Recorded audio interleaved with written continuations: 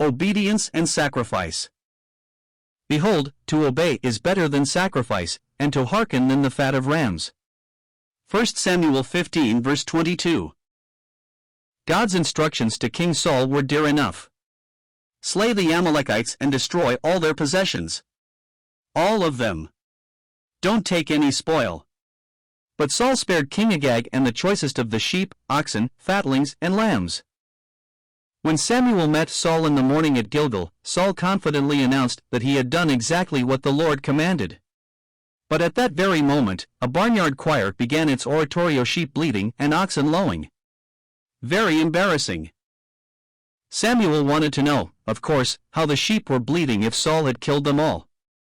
The king then tried to cover his disobedience by blaming the people and by excusing them on religious grounds. He said, "The people spared the best of the sheep and oxen to sacrifice to the Lord." It was then he heard God's prophet thunder out the convicting words, "Behold, to obey is better than sacrifice, and to hearken than the fat of rams. For rebellion is as the sin of witchcraft, and stubbornness is as iniquity and idolatry." Obedience is more important than rituals, sacrifices, and offerings.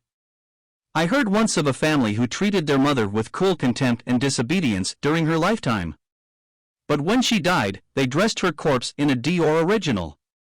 A despicable and futile attempt to atone for years of rebellion and discourtesy. We often hear people defending an unscriptural position or unscriptural associations on the ground that they can have a wider influence in this way. But God is not deceived by such specious rationalizations. He wants our obedience. He will take care of our sphere of influence.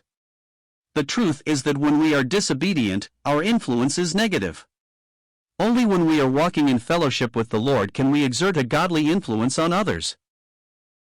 William Gurnall said, "Sacrifice without obedience is sacrilege." And it becomes even worse when we cloak our disobedience with some pious, religious excuse. God is not hoodwinked.